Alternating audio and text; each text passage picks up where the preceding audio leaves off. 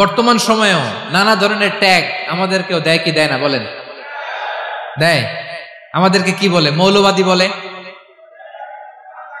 বলে বলে ওই যে রাজাকার বলে।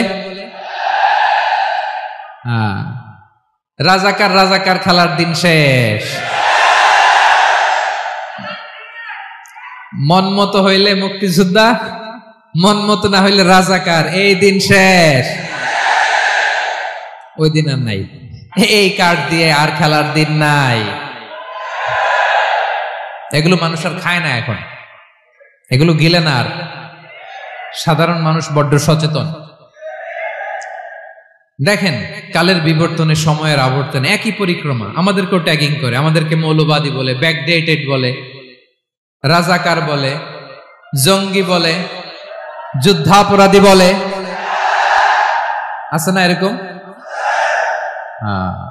ওয়াসবির আলা মা ইয়াকুলুন, নিজের সাথে মিলায় নেন, যা বলে ধৈর্য ধারণ করো। ওয়াহজুরহুম হাজরান জামিলা, জাস্ট ইগনোর দেম, ভালোভাবে ইগনোর করেন, খালাস, সালাম দিয়ে কেটে পড়েন। তাহলে প্রিয় ভাইরা, এই বিপদ আপদ আমাদের পিছু ছাড়বে না, পিছু ছাড়বে না। নবীদের পিছু ছাড়ে নাই, আমরা কোথায়? আমরা আর কি? বিপদ আমাদেরকে ধৈর্য ধারণ করতে হবে, মনোবল হারাইলে হবে না। তাহলে প্রিয় ভাইরা, এটাই জীবনের বাস্তবতা। সবর আমাদেরকে ইখতিয়ার করতে হবে, হতাশ হওয়া যাবে না। অনেকে আমরা অল্পতে হতাশ হই। এই যে আমরা ধৈর্য ধারণ করছি, এর ফল পাচ্ছি না। দীর্ঘ 1.5 দশক ধরে ধৈর্য ধারণ করছেন না আপনারা? এখন মুক্তি, স্বাধীনতা, বিজয় এনে দিয়েছে কে? ধৈর্য ধারণ করুন। ধৈর্যের যে ফলাফল, এটা বড় মিষ্টি। আসসালামু আলাইকুম ওয়া রাহমাতুল্লাহি ওয়া বারাকাতুহু। আমরা শুরুতে আল্লাহ রাব্বুল ইজ্জা ওয়াল জালালের দরবারে শুকরিয়া জ্ঞাপন করছি, যিনি আজকে আমাদেরকে এরকম চমৎকার একটি পরিবেশে, চমৎকার একটি ইসলামিক কনফারেন্সে উপস্থিত হওয়ার সুযোগ করে দিয়েছেন। আমরা সবাই পড়ছি কালিমাতুশ শুকর, আলহামদুলিল্লাহ। সম্মানিত সুধী, আমরা এই পৃথিবীতে খুব অল্প একটা সময়ের জন্য, একটা ট্রানজিট পিরিয়ড কাটানোর জন্য বেসিকলি আমরা এই পৃথিবীতে এসেছি। আমরা কি চিরকাল এই পৃথিবীতে থাকবো বলেন তো? না, একটা ট্রানজিট পিরিয়ডে আমরা এসেছি, আবার চলে যেতে হবে। এই যে আমাদের জীবন, এই জীবনের জন্য বিপদ আপদ, পরীক্ষা, স্ট্রাগল, এটা অনিবার্য, এটা হবে। বিপদ নাই, কষ্ট নাই, আপদ নাই, অনিশ্চয়তা নাই, স্ট্রাগল নাই, এমনকি কেউ আছে এখানে? কেউ কি হাত তুলে বলতে পারবেন যে হুজুর আমার জীবনে কোনো বিপদ নাই, অথবা আমার জীবনে কোনো দুঃখ নাই, কষ্ট নাই, কোনো স্ট্রাগল নাই, কোনো রিস্ক নাই? এরকম সৌভাগ্যবান কেউ আছেন এখানে? তাহলে জীবনের জন্য পরীক্ষা, এটা অনস্বীকার্য, হবেই হবে পরীক্ষা।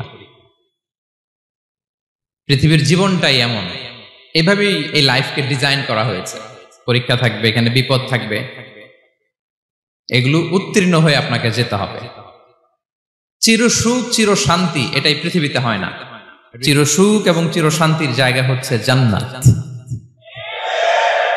চিরসুখ এবং চিরশান্তি কোথায়? এটা জান্নাতের বৈশিষ্ট্য। চিরসুখ চিরশান্তি, টেনশন নাই, ঝামেলা নাই, পরীক্ষা নাই, বিপদ নাই, রিস্ক নাই, স্ট্রাগল নাই, এটা হচ্ছে দ্য ফিচার্স অফ জান্নাত, জান্নাতের ফিচার। কিন্তু সমস্যা বাদে তখন যখন জান্নাতের ফিচার আমরা দুনিয়ায় খুঁজি, যেটা পাবো আমরা জান্নাতে, এটা খুঁজি কোথায়? এই তখনই সমস্যা বাদে। And this is the main problem. এটাই বড় সমস্যা। এই সমস্যার সমাধান কোথায়, এটা নিয়ে আজকে আমি কিছু কথা অ্যাড্রেস করবো ইনশাআল্লাহ। তো তাহলে আসুন শুনি জান্নাতের ফিচার কি। জান্নাতের কমন একটা ফিচার হচ্ছে জান্নাতে there will be no sickness in paradise. জান্নাতে কোনো অসুস্থতা থাকবে না, চিরসুস্থ। সুবহানাল্লাহ পড়েন। চিরসুস্থ, চির সবল, কেউ অসুস্থ হবে না জান্নাতে। জান্নাত হবে অ্যান্টি এইজিং, জান্নাতে বয়স বাড়বে না কারো, চিরযৌবনা, চিরযুবক, অ্যান্টি এজিং। আপনারা জানেন যে বর্তমান পৃথিবীতে অ্যান্টি এজিং ক্রিম পাওয়া যায় না? ক্রিম, কথা বুঝতেছেন? অ্যান্টি এজিং ক্রিম পাওয়া যায়। তারা বলে এই ক্রিম মাখলে চামড়ায় ভাঁজ পড়ে না। এটার দাম আছে কিন্তু অনেক। অ্যান্টি এজিং ক্রিম লাগায়, শ্যাম্পু ইউজ করে, অ্যান্টি এজিং অয়েল আছে, এটা দিলে নাকি চামড়ায় ভাঁজ পড়ে না। ইভেন ভারতের অনেক বড় একজন ব্যবসায়ী মুকেশ আম্বানি, নাম শুনছেন না, যে তার ছেলের বিয়ে হয়ে গেল।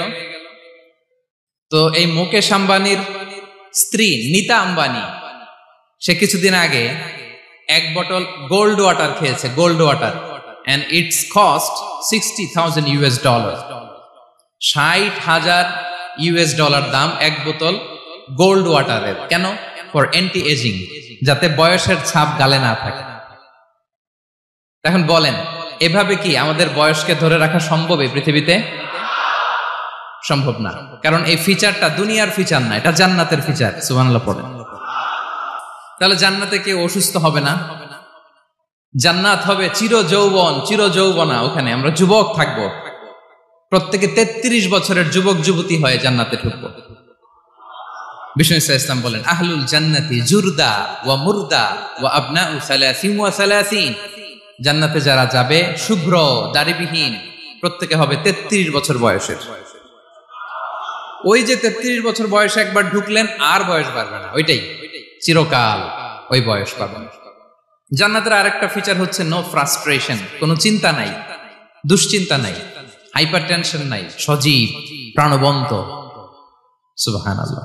জান্নাতের আরেকটা ফিচার হচ্ছে there is no expiry date in Jannat. Expiry date আছে? জান্নাতে যে ঢুকবো 7 দিনের জন্য চেক ইন, নাকি চেক ইন কয় দিনের জন্য?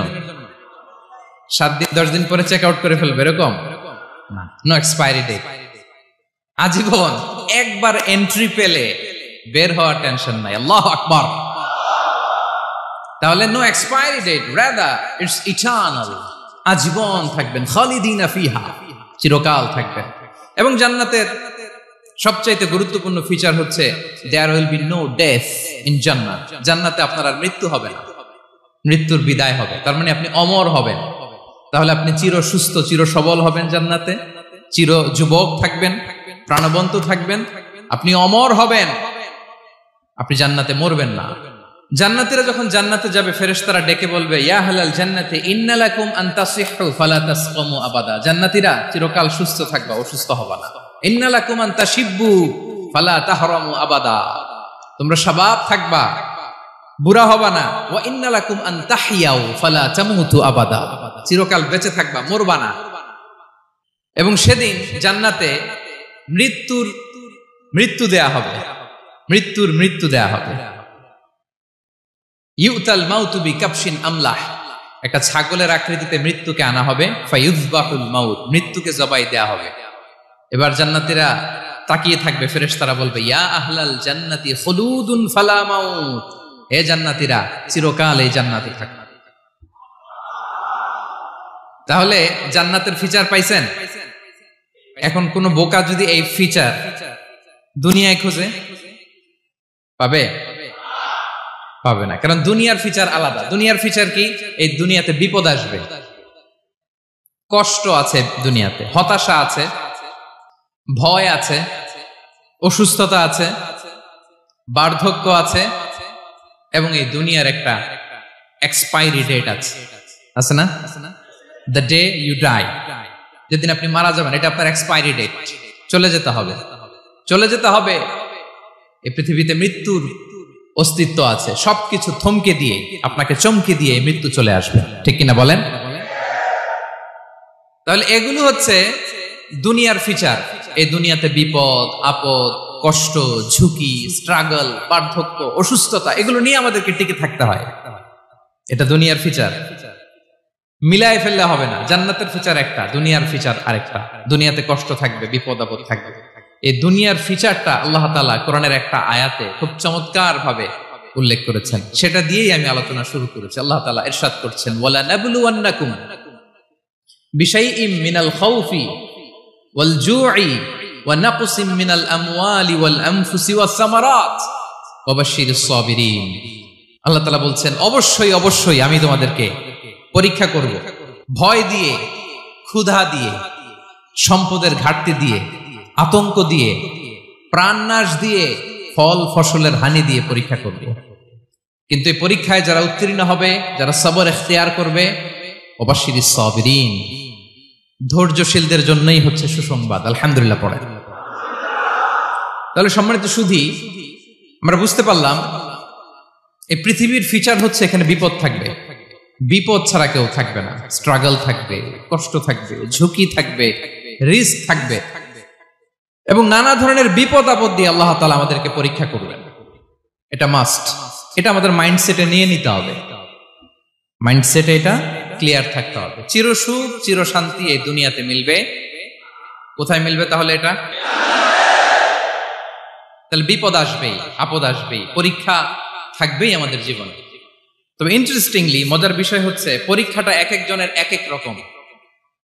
পুরো পৃথিবীটা একটা পরীক্ষা ক্ষেত্র, কিন্তু কারো প্রশ্নপত্রের সাথে কারো প্রশ্নপত্রের কোনো মিল নাই। সুবহানাল্লাহ।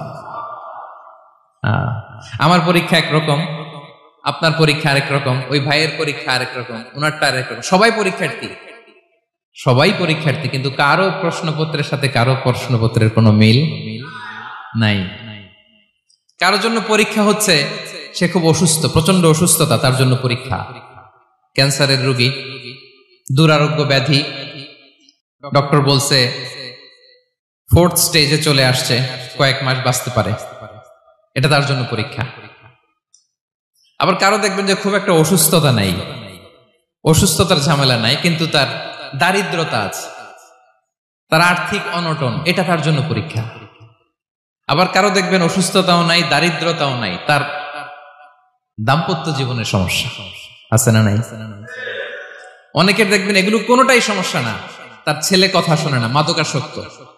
আহা, মাদকাসক্ত, রিহ্যাবে পাঠায়, আবার আসে, আবার গাঁজা খাওয়া শুরু করে, আছে না নাই বলেন? দেখেন তার পরীক্ষাটা আবার আলাদা। অনেকের দেখবেন মেয়ে বাবার কথা শোনে না। আবার অনেকের দেখবেন যে ব্যবসায় সমস্যা, লসের পর লস, লাভ উঠাতে পারে না। তাহলে পরীক্ষা ছাড়া, বিপদ আপদ ছাড়া দুনিয়াতে কেউ নাই, কেউ নাই প্রিয় ভাইরা। এটা আমাদের মাথায় রাখতে হবে। পরীক্ষা আপনাকে দিতেই হবে, পরীক্ষা দিয়ে দিয়েই নিজেকে প্রমাণ করতে হবে। আর এক একজনের পরীক্ষাটা এক এক রকম, কারো পরীক্ষার সাথে কারো পরীক্ষার কোনো মিল থাকবে না।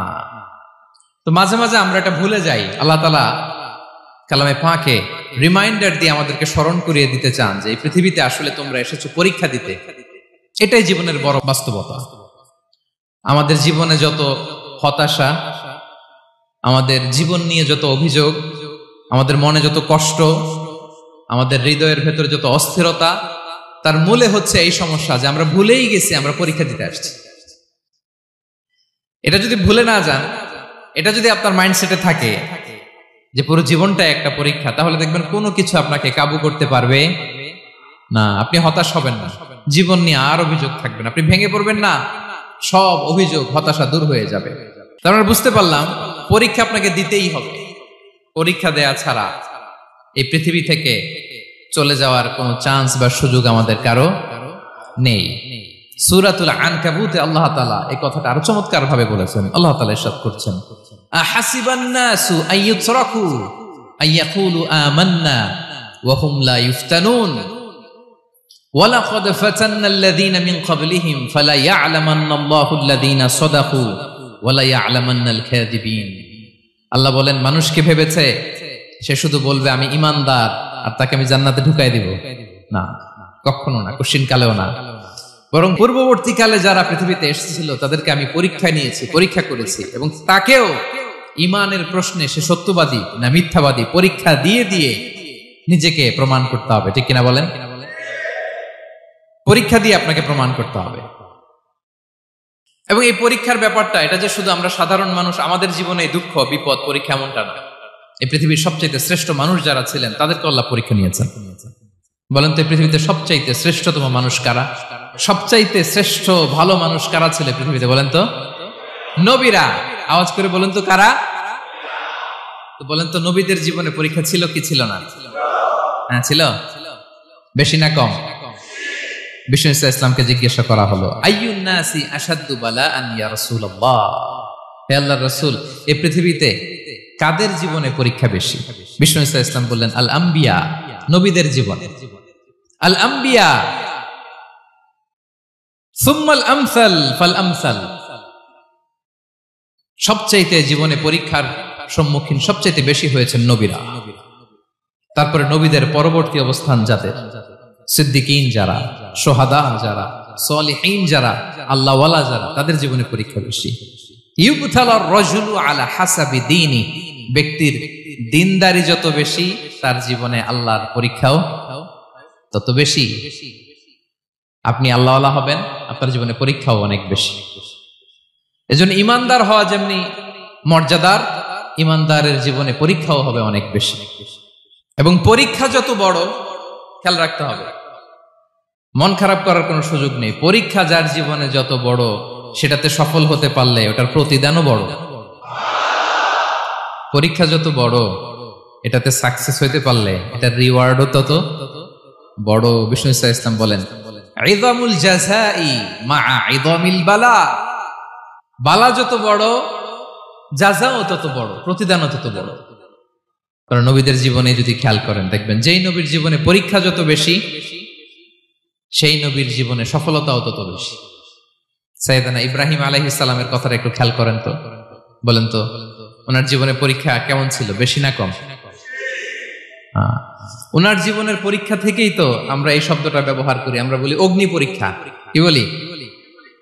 মানে আগুনে নিক্ষেপ করা হয়েছে সাইয়েদনা ইব্রাহিম আলাইহিস সালামকে, তাও স্বাভাবিকভাবে না, উলঙ্গ করে, ন্যাকেট করে ওনাকে অপমানিত করবার জন্য ওনার গায়ের জামা কাপড় খুলে উলঙ্গ অবস্থায় আল্লাহর খলিল সাইয়েদনা ইব্রাহিম আলাইহিস সালামকে অগ্নিকুণ্ডে নিক্ষেপ করা হয়েছিল। এরকম এক্সপেরিয়েন্স এই অডিটোরিয়ামের ভেতরে আমাদের কখনো হয়েছে? তাইলে সাধারণ মানুষের জীবনের পরীক্ষা আর নবীদের জীবনের পরীক্ষার মধ্যে পার্থক্য আছে না নাই? ওই পরীক্ষায় উনি পাশ করে ফেললেন। 86 বছর পর্যন্ত আল্লাহর কাছে দোয়া করলেন, আল্লাহ আমাকে একটা নেককার সন্তান দাও। আল্লাহ সন্তান দেয় না। 86 বছর পরে আল্লাহ তাআলা সাইয়েদনা ইব্রাহিম আলাইহিস সালাম এবং হাজারের ঘরকে উজালা করে সন্তান দিলেন। সাইয়েদনা ইসমাঈল আলাইহিস সালাম পৃথিবীতে আসলেন কত বছর বয়সে? 86 বছর বয়সের এখানে কেউ আছেন? হ্যাঁ, আছি আমরা? কেউ নাই। 86 বছর বয়সে প্রথম সন্তান পেয়েছে। তাদের ঘরকে উজালা করে আল্লাহর নবী সাইয়েদনা ইসমাঈল আলাইহিস সালাম আসলেন। এবার আল্লাহ বললেন, যাও স্ত্রীকে আর এই কলিজার টুকরা সন্তানকে, থাকো তো প্যালেস্টাইনে, প্যালেস্টাইন থেকে ১,৫০০ কিলোমিটার দূর, দ্য ব্যারেন ল্যান্ড, ওই মক্কার ধুধুমরু প্রান্তরে রেখে আসো, যেখানে কেউ নাই, মানুষ নাই, গাছ নাই, পাখি নাই, পানি নাই, যাও রেখে আসো। আচ্ছা বলেন তো, ৮৬ বছর পরে যে লোকটা সন্তান পেল, বুঝে শুনে উত্তর দিয়েন, ৮৬ বছর পরে যে লোকটাকে আল্লাহ তাআলা সন্তান দিল, তার হৃদয়ে ওই সন্তানের জন্য মায়া বেশি না কম? এমনি তো আমাদের প্রথম সন্তানের হিস্ট্রিটা একটু খেয়াল করেন তো। প্রথম আমাদের যে মেয়ে হয়েছিল বা যাদের ছেলে হয়েছিল, তার প্রতি আদর, সোহাগ, দরদ, ভালোবাসা, আহ্লাদ কত ছিল। আর ৮৬ বছর বয়স আল্লাহ তাআলা ওনাকে সন্তান দিলেন, দিয়ে বললেন, যাও হাজারকে আর ইসমাঈলকে মক্কার ধুধুমরু প্রান্তরে রেখে আস। আল্লাহ তাআলা বলতে দেরি, চলে যেতে দেরি নাই, মুহূর্তে উনি রওনা হয়ে গেলেন। সুবহানাল্লাহ পড়বেন না? রেখে আসলেন মক্কার ধুধুমরু প্রান্তরে। এবার আল্লাহ বললেন, যাও রিটার্ন ব্যাক টু প্যালেস্টাইন, প্যালেস্টাইনে চলে যাও। চলে গেলেন, হৃদয়টা ভেঙে খান খান। অনেক বছর পরে আল্লাহ তাআলা আবার অনুমতি দিলেন, যাও এবার ছেলেকে দেখে আসতে পারো, যাও প্যালেস্টাইন থেকে আবার মক্কায় যাও। সাইয়েদনা ইব্রাহিম আলাইহিস সালাম প্যালেস্টাইন থেকে আবার ১,৫০০ কিলোমিটার পথ পাড়ি দিয়ে, এখনকার মতো ফ্লাইটে যায় নাই, গাড়িতেও না, উটে করে। কিসে করে? উনি যে কতবার মক্কা থেকে ফিলিস্তিন এসেছেন আর গিয়েছেন, কোন ইয়ত্তা নাই, হিসাব নাই। গেলেন, এবার ছেলেটা হাঁটতে পারে, দৌড়াতে পারে, একটু একটু কথা বলতে পারে, আব্বু আব্বু ডাকতে পারে। কেমন মায়া লাগে বলেন তো? মায়া ভালোবাসায় যখন টইটম্বুর, ঠিক ওই মুহূর্তে আল্লাহ বললেন, ছেলেকে জবাই করো, জবাই করো ছেলেকে। আল্লাহ তাআলা বলতে দেরি করেছেন, আল্লাহর আদেশ পালনে ১ সেকেন্ডও তিনি দেরি করেন নাই। ছুরি চালালেন, জান্নাত থেকে দুম্বা নিয়ে আসা হলো। এভাবে আল্লাহর নবী ইব্রাহিম আলাইহিস সালাম ওনার জীবনের প্রতিটি ক্ষেত্রে যেখানে আল্লাহ তাআলা ওনাকে পরীক্ষা নিয়েছেন, উত্তীর্ণ হয়েছেন। এবং দেখেন ওনাকে আল্লাহ তাআলা কি উপহার দিলেন। আল্লাহ তাআলা ওনাকে খলিলুল্লাহ উপাধি দিলেন, আল্লাহর বন্ধু। সুবহানাল্লাহ বলেন।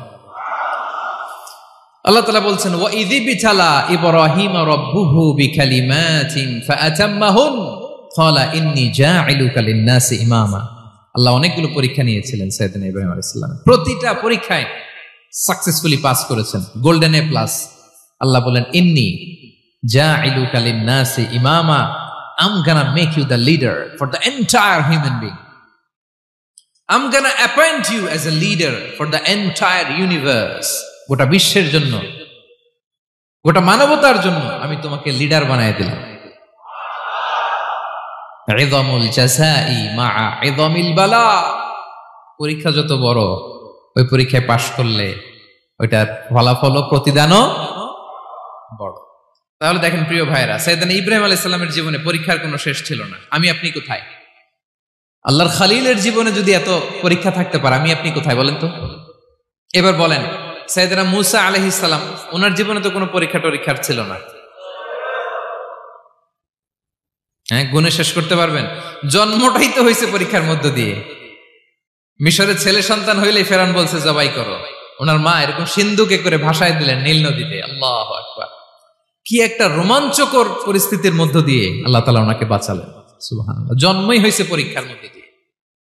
বড় হইলেন, ফেরাউনের ভয়ে দেশ ত্যাগ করলেন, মিশর থেকে মাদিয়ান। আবার আল্লাহর আদেশে যখন ফিরে আসলেন, আবার ফেরাউনের সাথে তর্ক বিতর্ক, যুদ্ধ। একটা রাত আল্লাহ নবী মূসা আলাইহিস সালাম শান্তি মতো মিশরে ঘুমাতে পারে নাই। একটা রাত। শেষ পর্যন্ত এই ফেরাউন মূসা আলাইহিস সালামকে ধাওয়া করেছে। ফেরাউনের ধ্বংসের আগ পর্যন্ত সে মূসা আলাইহিস সালামকে ধাওয়া করেছে। তার মানে মূসা আলাইহিস সালাম এই বিপদ আপদ পরীক্ষা এগুলো থেকে মুক্তি পান নাই। এবার বলেন ঈসা আলাইহিস সালামের কথা। ওনার জীবনে তার পরীক্ষা ছিল না? কি পরীক্ষা ছিল? হ্যাঁ, আল্লাহু আকবার। Same scenario goes to the biography of every messenger in the world. পৃথিবীর সব নবীর ক্ষেত্রে একই ঘটনা ঘটেছে। সাইয়েদনা ঈসা আলাইহিস সালাম দাওয়াত যখন দিলেন, ওনার বিরোধিতা শুরু হলো, ওনাকে হত্যার ষড়যন্ত্র হলো। ইভেন কি ওনাকে মারার জন্য বনি ইসরায়েলেরা উদ্ধত হলো, জানে বাঁচবার জন্য পালালেন। এক ঘরে ঢুকলেন, চারদিক দিয়ে ঘেরাও করলো। উনি দরজা জানালা লাগাই দিলেন। ওরা বললো একজন দরজা ভেঙে জানালা ভেঙে ভিতরে ঢুকো, ঢুকে দেখো বেটা ঈসা কি করে। একজন ভিতরে ঢুকছে, ঢুকার সাথে সাথে বল রাফাআহুল্লাহু ইলাইহি, আল্লাহ তাআলা ঈসা আলাইহিস সালামকে উপরে উঠায় নিলেন। আর যেই লোকটাকে তারা ভিতরে ঢুকালো, তার চেহারাকে আল্লাহ তাআলা ঈসা আলাইহিস সালামের চেহারার মতো করে দিলেন। এবার তার বাইরের সাথীরা বলে, ঘটনা কি বেটা? ঈসাও বেরোয় না, আমাদের লোকটাও বেরোয় না, সবাই ঢুক। দরজা ভেঙে ভেতরে ঢুকে দেখে ঈসা দাঁড়ায় আছে। বলেন তো এটা ঈসা না মিসা? এটা কি আসল ঈসা? ওমা কতালু ওমা সলাবু ওয়ালাকিন শুব্বিহা লাহুম। আল্লাহ বলে তোমরা আমার নবী ঈসাকে হত্যাও করতে পারো নাই, শুলেও চড়াতে পারো নাই। আমি সেফটি সিকিউরিটি দিয়ে আমার নবী ঈসা আলাইহিস সালামকে আকাশে তুলে নিয়েছি। তাহলে ওনার জীবনে পরীক্ষার শেষ ছিল না। এবার যদি আমরা বিশ্বনবী সাল্লাল্লাহু আলাইহি ওয়াসাল্লামের জীবনের দিকে তাকাই, ওনার জীবনটা দেখেন তো। আমাদের পেয়ারা নবী বিশ্বনবী মুহাম্মদুর রাসূলুল্লাহ সাল্লাল্লাহু আলাইহি ওয়াসাল্লাম, ওনার জীবনে কি স্ট্রাগল ছিল? স্ট্রাগল। মাক্কি জীবনের কথা যদি একটু খেয়াল করেন, দেখেন তো 3 বছর শিয়াবে আবি তালেবে জেল খেটেছেন, না খেয়েছিলেন। ওনার বংশের লোকেরা প্রথমে ছাগল খেয়েছে, ছাগলগুলো যখন শেষ, ছাগলের চামড়াগুলো শুকিয়ে ওইটা খাইছে। গাছের পাতা ছাল এগুলো খেয়ে খাবারের অভাবে বেহুশ হয়ে পড়ে থাকতো তারা। না খেয়ে না খেয়ে কয়দিন ছিলেন আপনি? আমি কয়দিন ছিলাম না খেয়ে? মনেই তো পড়ে না, না খেয়েছিলাম কিনা কোনোদিন। এ হচ্ছে মাক্কি জীবন। মেন্টালি প্রেসার দেয়া হয়েছে। বিশ্বনবীর চাচা আবু লাহাব, তার 2 ছেলে উতবা আর উতাইবা, এদের সাথে বিয়ে দিয়েছিলেন 2 মেয়ের। যখন দাওয়াত দেওয়া শুরু করলেন, 2 মেয়েকে ডিভোর্স দিয়ে দিল। দেখেন, একটা বাবার জন্য প্রাপ্তবয়স্কা মেয়েকে যখন উঠায় নেয়ার আগে ডিভোর্স দেয়, তার মানসিক অবস্থাটা কেমন থাকে বলেন? মেন্টালি প্রেসারাইজ করা হয়েছে, ফিজিক্যালি হ্যারাস করা হয়েছে। বিষ্ণু সাল্লাল্লাহু আলাইহি ওয়াসাল্লাম যখন নামাজে দাঁড়াতেন, উটের পচা নারী ভুঁড়ি বিষ্ণুনবীর কাঁধে চাপিয়ে দেওয়া হতো। আপনার জীবনে এরকম ঘটছে কখনো?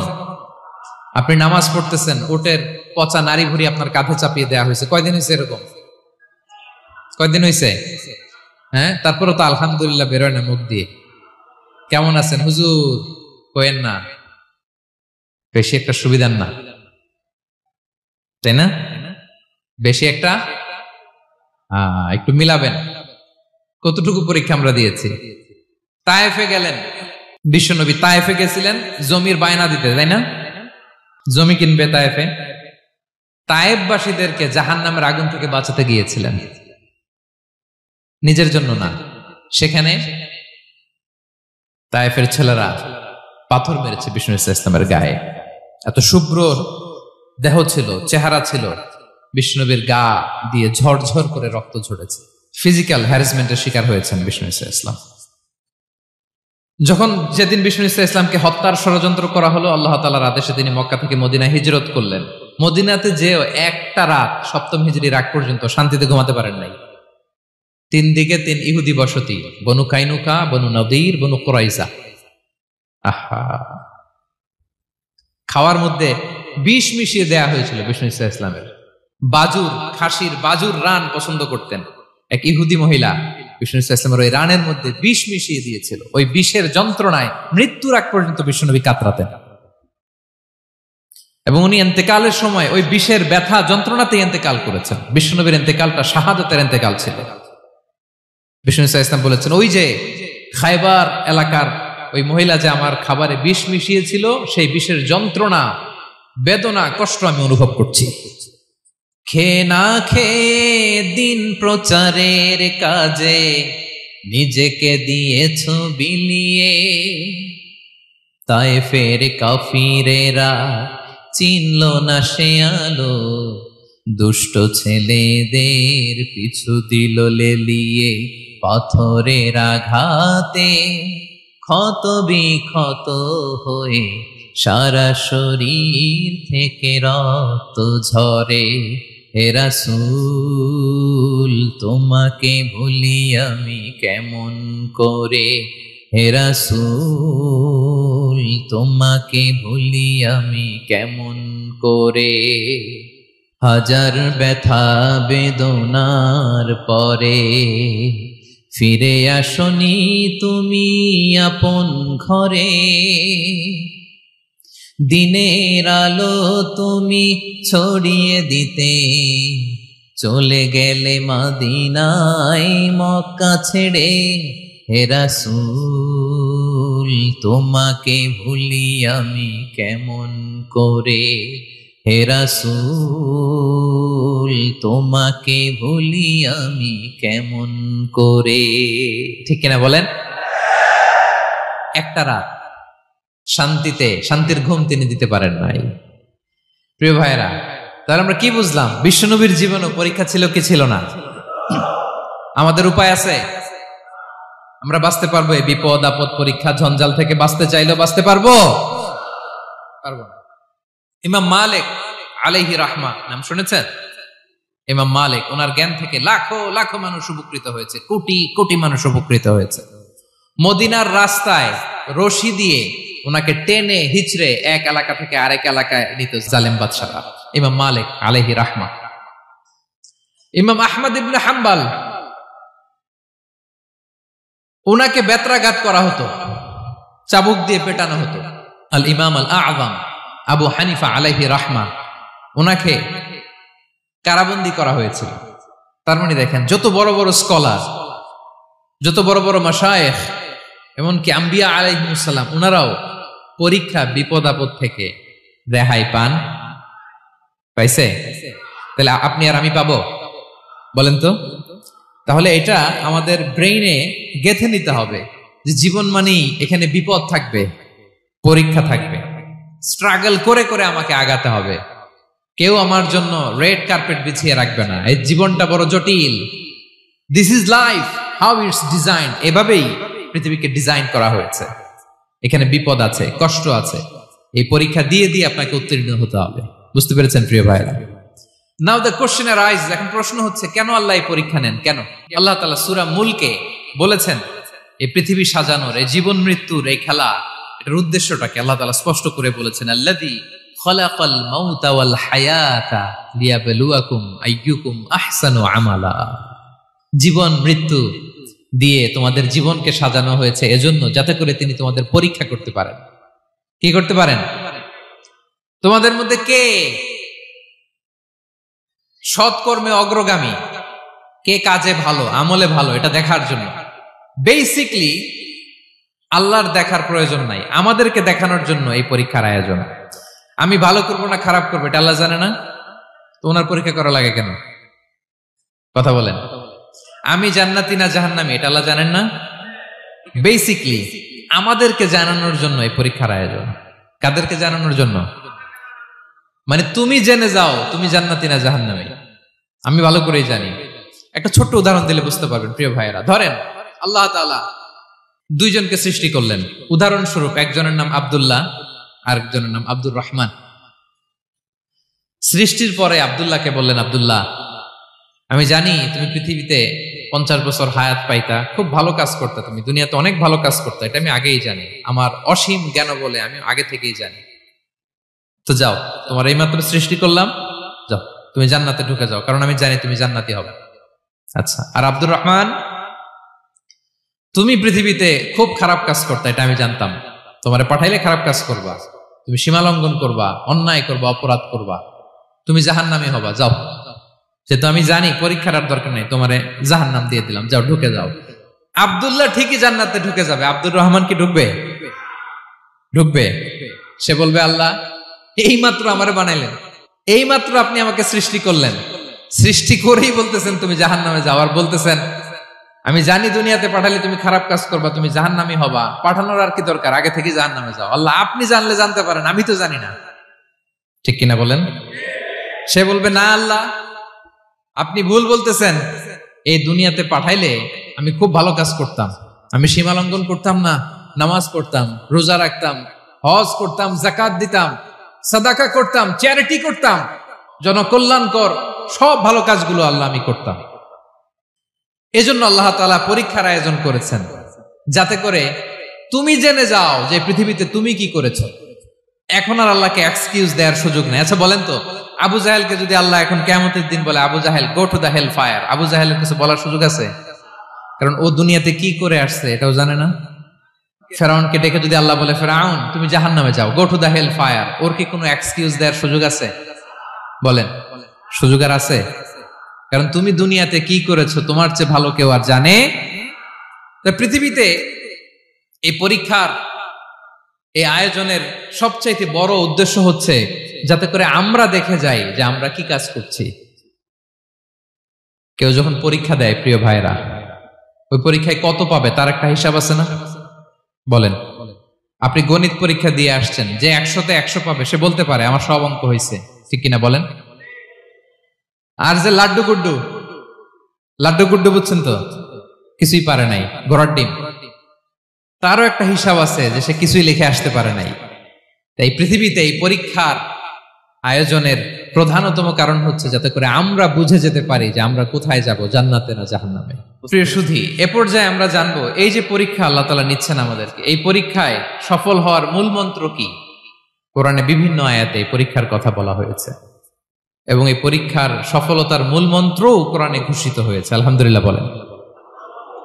যে আয়াত দিয়ে আমি শুরু করেছি, এই আয়াতে আল্লাহ তাআলা বলেছেন, ওয়াবাশশিরিস সাবিরিন, নবী হে ধৈর্যশীলদেরকে আপনি সুসংবাদ দিন, ধৈর্যশীলদেরকে সুসংবাদ দিন। তার মানে বিপদে ধৈর্য ধারণ করতে হবে প্রিয় ভাইরা। ইন্নামাস সাবরু ইনদা সাদামাতিল উলা, বিপদে আমরা অনেক সময় প্যানিক হয়ে যাই, অস্থির হয়ে যাই, কি করব, হতাশ না। মুমিনরা হতাশ হয় না, ধৈর্য ধারণ করে। কি করে? কি করে?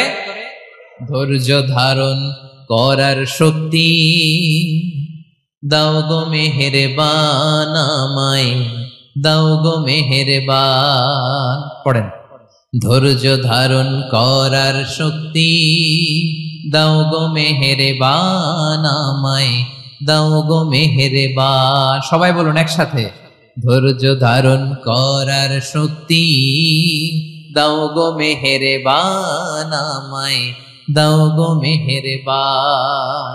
বুকের ভেতর ব্যথার নদী বইছে অবিরাম, বইছে বইছে অবিরাম। পড়ুন, ধৈর্য ধারণ করার শক্তি দাও গো মেহেরবান আমায়, দাও গো মেহেরবান। পড়েন আমিন। আল্লাহ যেন বিপদে আমাদেরকে ধৈর্য ধারণ করার তৌফিক দান করে। প্রিয় ভাইয়েরা, ধৈর্য এটা এমন একটা গাছ যে গাছের সারা গায়ে কাটা, কিন্তু এই গাছের ফলটা বড় সুস্বাদু। আই রিপিট, আমি আবারও বলছি, ধৈর্য এটা এমন একটা গাছ যে গাছের সারা গায়ে কাটা, কিন্তু ফলটা বড় মিষ্টি, ফলটা বড় সুস্বাদু। সবাই ধৈর্য ধারণ করতে পারে না। বিষ্ণু ইসলামকে আল্লাহ তাআলা নানা সময় আশ্বস্ত করেছেন, সান্ত্বনা দিয়েছেন, আর ধৈর্যের বাণী শুনিয়েছেন। আল্লাহ বলেন, ফাসবির কামা সবারা উলুল আজমি মিনার রাসূল। নবী হে, আপনার আগে দৃঢ় প্রত্যয়ী নবীরা যেরকম ধৈর্য ধারণ করেছে, আপনিও ধৈর্য ধারণ করুন। সূরাতুল মুজাম্মিল আল্লাহ তাআলা বলছেন, ওয়াসবির আলা মা ইয়াকুলুনা ওয়াহজুরহুম হাজরান জামিলা। ওরা যাই বলুক, আপনি ধৈর্য ধারণ করুন, ওদের কথাকে ইগনোর করুন। Just ignore what they are saying to you. যা বলে আপনি জাস্ট ইগনোর করেন।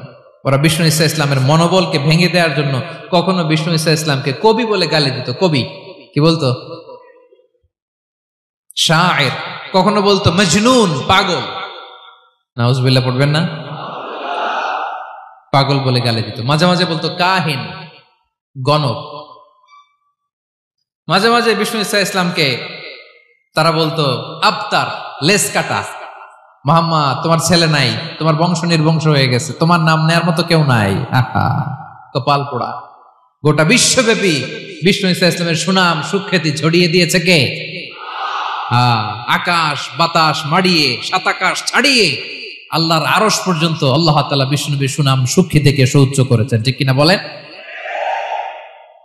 ইগনোর করুন। আপনাকে কবি বলে, গণক বলে, আপনাকে পাগল বলে, আপনাকে লেস কাটা বলে, জাস্ট ইগনোর দেন। বর্তমান সময়েও নানা ধরনের ট্যাগ আমাদেরকেও দেয় কি দেয় না বলেন? দেয়। আমাদেরকে কি বলে? মৌলবাদী বলে, বলে বলে ওই যে রাজাকার বলে। রাজাকার রাজাকার খেলার দিন শেষ। মন মতো হইলে মুক্তিযোদ্ধা, মন মতো না হইলে রাজাকার, এই দিন শেষ। ওই দিন আর নাই। এই কার্ড দিয়ে আর খেলার দিন নাই। এগুলো মানুষ আর খায় না এখন, এগুলো গিলে না আর। সাধারণ মানুষ বড্ড সচেতন। দেখেন, কালের বিবর্তনে, সময়ের আবর্তনে একই পরিক্রমা আমাদেরকেও ট্যাগিং করে। আমাদেরকে মৌলবাদী বলে, ব্যাকডেটেড বলে, রাজাকার বলে, জঙ্গি বলে, যুদ্ধাপরাধী বলে। আছে না এরকম? ওয়াসবির আলা মা ইয়াকুলুন, নিজের সাথে মিলায় নেন। যা বলে ধৈর্য ধারণ করো। ওয়াহজুরহুম হাজরান জামিলা, জাস্ট ইগনোর দেম, ভালোভাবে ইগনোর করেন। খালাস, সালাম দিয়ে কেটে পড়েন। তাহলে প্রিয় ভাইরা, এই বিপদ আপদ আমাদের পিছু ছাড়বে না, পিছু ছাড়বে না। নবীদের পিছু ছাড়ে নাই, আমরা কোথায়? আমরা আর কি? বিপদ আমাদেরকে ধৈর্য ধারণ করতে হবে, মনোবল হারাইলে হবে না। দেখেন বিশ্বনবী কিভাবে আপনাদেরকে সান্ত্বনা দেয়। বিশ্বনবী বলেন, আজাবান লি আমরিল মুমিন, মুমিনের ব্যাপারটা বড় আশ্চর্যজনক। ফাইন্না আমরাহু কুল্লাহু লাহু খাইর, মুমিনের জীবনে যা ঘটে সবটাই খাইর, সবটাই কল্যাণ। ইন আসাবাতহু সাররাউ শাকারা ফাকানা খাইরাল্লাহ ওয়া ইন আসাবাতহু দাররাউ সাবারা ফাকানা খাইরাল্লাহ। মুমিনের জীবনে যদি সুখ আসে তাহলে মুমিন শুকরগুজার হয়, এটা তার জন্য ভালো। আর যদি মুমিন জীবনে দুঃখ আসে তাহলে সে সবর ইখতিয়ার করে, এটাও তার জন্য ভালো। সুবহানাল্লাহ। তাহলে দেখেন, আমরা হয় সুখে থাকি নয় দুঃখে থাকি, ঠিক কিনা বলেন? তাহলে সুখের সময় আমরা শুকর করি, কি করি? শুকরগুজার হই। শুকরিয়া করাও একটা ইবাদত, শুকরিয়া করাও কি? আর দুঃখের সময় আমরা সবর করি, সবর করাটাও একটা। তাহলে আমাদের পুরো জীবনটাই ইবাদত, পুরো জীবনটাই।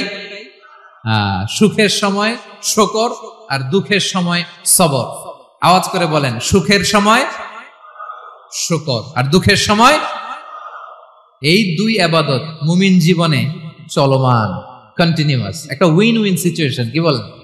উইন উইন হয়ে গেল না? যেই পরিস্থিতিতেই থাকে আমাদের জন্য লাভ। আল্লাহু আকবার।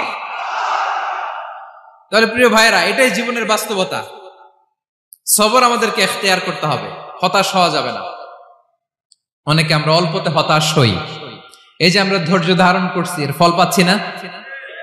দীর্ঘ 1.5 দশক ধরে ধৈর্য ধারণ করছেন না আপনারা? এখন মুক্তি, স্বাধীনতা, বিজয় এনে দিয়েছে কে? ধৈর্য ধারণ করুন। ধৈর্যের যে ফলাফল, এটা বড় মিষ্টি। ধৈর্য এমন একটা গাছ, এই গাছের সারা গায়ে কাটা, কিন্তু এর ফলটা বড় সুস্বাদু, এর ফলটা বড় মিষ্টি। ধৈর্য ধারণ করার অভ্যাস করতে হবে প্রিয় ভাইরা। মুমিন হতাশ হয় না, হাল ছেড়ে দেয় না। মুমিন ভরসা রাখে একজনের উপর, তিনি কে?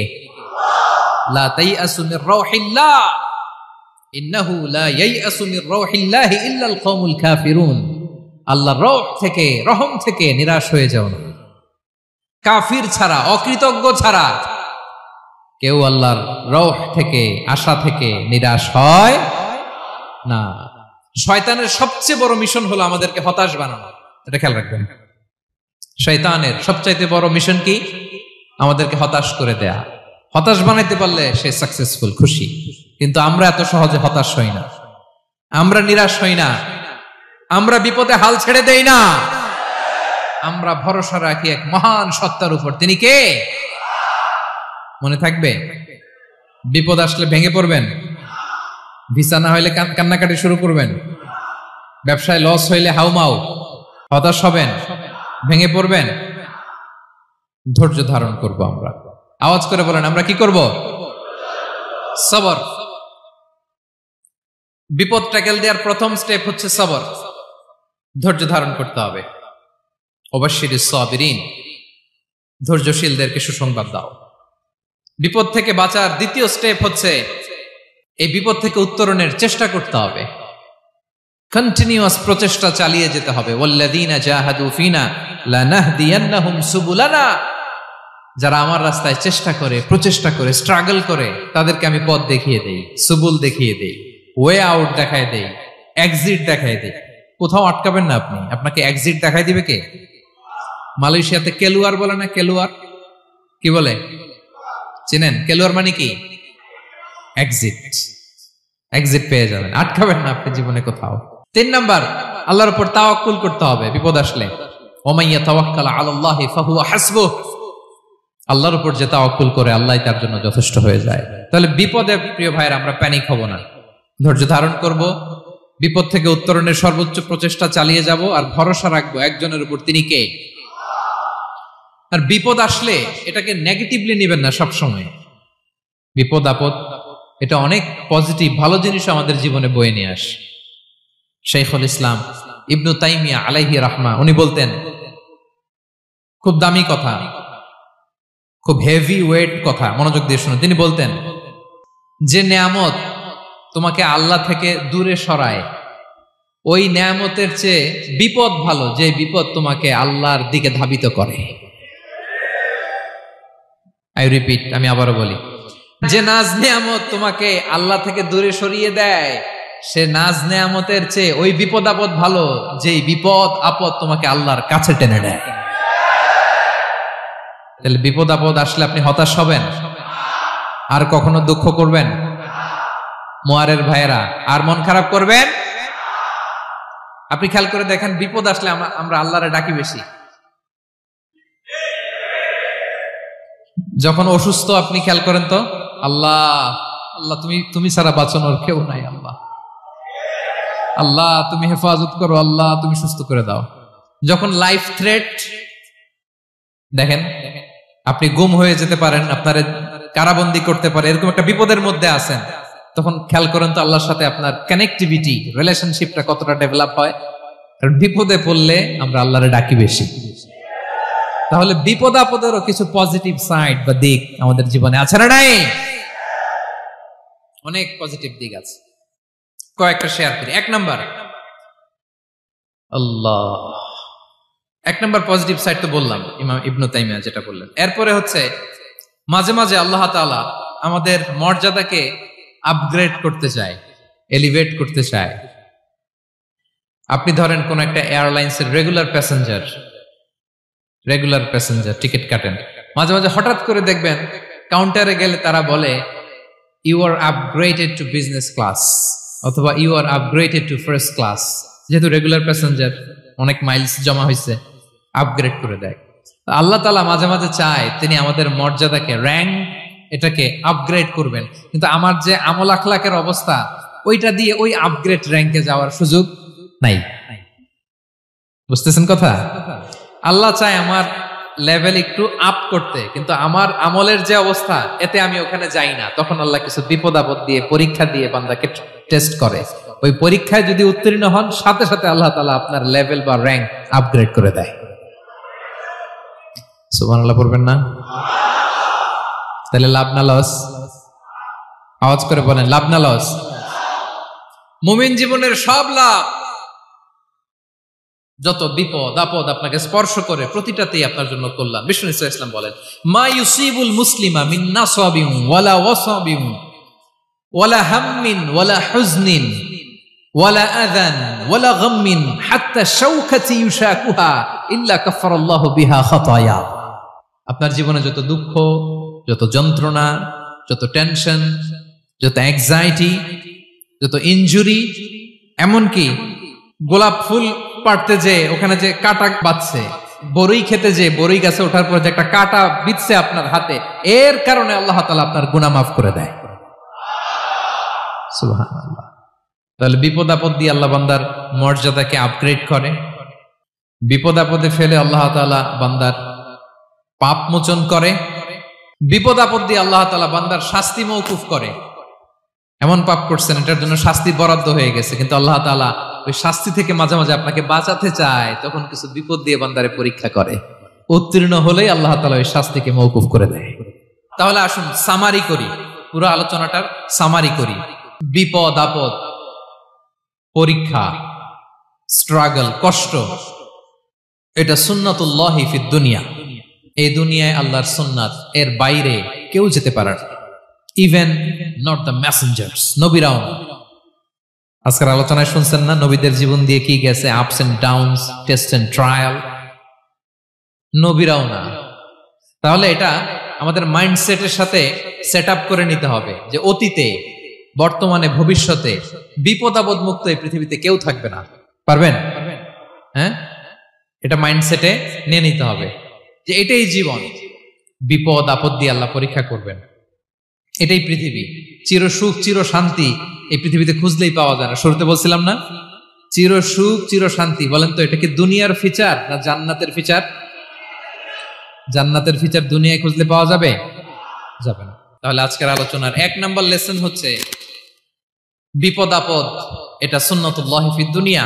এই দুনিয়া আল্লাহর সুন্নাত, এটা থেকে মুক্তি পাওয়ার কোনো সুযোগ নাই, নবীরাও পায় নাই। 2 নম্বর লেসন, বাঁচার যেহেতু সুযোগ নাই, we have to face it with patience, intellect and tawakkul. বিপদে অস্থির হওয়া যাবে না, এটাকে ফেস করতে হবে উইথ পেশেন্স, ধৈর্যের সাথে। বিপদ আমরা মোকাবেলা করব কিসের সাথে? ধৈর্য। প্যানিক হবেন না, অস্থির হবেন না, ধৈর্য ধারণ করবেন উইথ ইন্টেলেক্ট। আল্লাহর দেয়া আপনার ইন্টেলেক্ট খাটিয়ে এই বিপদ উত্তরণের সর্বান্তকরণের চেষ্টা প্রচেষ্টা আপনার চালায় যেতে হবে। আর সবশেষে আত-তাওয়াক্কুল আলাল্লাহ, ডিপেন্ডিং অন আল্লাহ, ভরসা করব কার উপর? আল্লাহর উপর। পারা যাবে তো?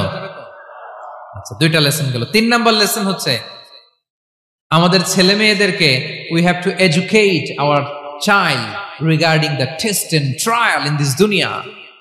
দুনিয়ার এই বিপদ আপদের ব্যাপারে আমাদের ছেলে মেয়েদেরকে শেখাতে হবে, বুঝাতে হবে। ওরা ছোট মানুষ তো অস্থির হয়ে যায়, আব্বু আমার সাথে কেন এমন হয়, আমারই শুধু পেন্সিল চুরি হয়, আমারই শুধু এটা হয়, আমি পরীক্ষায় খারাপ করি, আমি ব্যথা পাই, আমার এই আমার সেই। ছোট মানুষ তো বুঝে না। ওরা বুঝাইতে হবে যে বাবা, this is the essence of life, এটাই জীবন। এটাই কি এই লাইফ হ্যাকস গুলো তাদেরকে শেখাইতে হবে। ডোন্ট বি প্যানিক, প্যানিক হওয়া যাবে না। This is how life is design, এটাই জীবন। বিপদ আপদ আসবে, এটাকে মেনে নিতে হবে, ছেলে মেয়েদেরকে শিখাইতে হবে, তাহলে তারাও প্যানিক হবে না। পারবেন তো ইনশাআল্লাহ?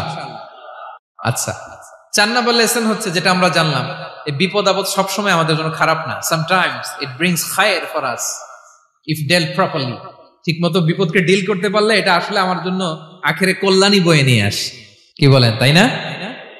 কল্যাণ বয়ে নিয়ে আসে। সব শেষ কথা হলো আমরা যেন এই বিপদগুলোকে প্রপারলি ডিল করতে পারি, আমরা যেন সবর এখতিয়ার করতে পারি, আল্লাহর কাছে চাইতে হবে, দোয়া করতে হবে, কারণ তৌফিক দেওয়ার মালিক কে? আল্লাহর কাছে যেন আমরা কায়মনোবাক্যে প্রার্থনা করতে পারি, আল্লাহ এই বিপদকে যেন আমরা ডিল করতে পারি উইথ সাবর, উইথ ইন্টেলেক্ট, উইথ তাওয়াক্কুল। আসল হাতিয়ার হচ্ছে এটা, দোয়া। আল্লাহর কাছে চাইবেন, মনোযোগের সাথে চাইবেন, আন্তরিকতার সাথে চাইবেন। উদউল্লাহ ওয়া আনতুম মুখিনুনা বিল ইজাবা। বিষ্ণু বলেন এমন ভাবে চাও যেন তুমি অনেকটা কনফার্ম যে তোমার দোয়া আল্লাহ কবুল করবেনই, এমন ভাবে চাও। অনেকে রোবোটিক দোয়া করে। রোবোটিক দোয়া মানে দোয়ার মধ্যে প্রাণ নাই, ধ্যান নাই, মন নাই, আগ্রহ নাই, ভালোবাসা নাই, ওই দোয়া আল্লাহ কবুল করে না। মনোযোগ দিয়ে চাইতে হবে চাওয়ার মতো, তাহলে আল্লাহ তাআলার পক্ষ থেকে তৌফিক পাওয়া যাবে। পারা যাবে তো ইনশাআল্লাহ। আল্লাহ তাআলা আমাদের সবাইকে বিপদে আপদে ধৈর্য ধারণ করার তৌফিক দান করুক। নবীরা তাদের জীবনে যেভাবে স্ট্রাগল, আপস এন্ড ডাউনস, বিপদগুলোকে, টেস্ট এন্ড ট্রায়াল গুলোকে ডিল করেছে, আমরা যেন সেভাবে ডিল করতে পারি। আল্লাহ তৌফিক দান করুক। আল্লাহ তাআলা আমাদের সবাইকে কথাগুলো বোঝা আর আমল করার তৌফিক দান করুক। হাযা মা ইনদি ওয়াল ইলমু ইনদাল্লাহি আলাইহি তাওয়াক্কালতু ওয়া ইলাইহি উনীব। ওয়াসসালামু আলাইকুম ওয়া রাহমাতুল্লাহি তাআলা ওয়া বারাকাতুহু।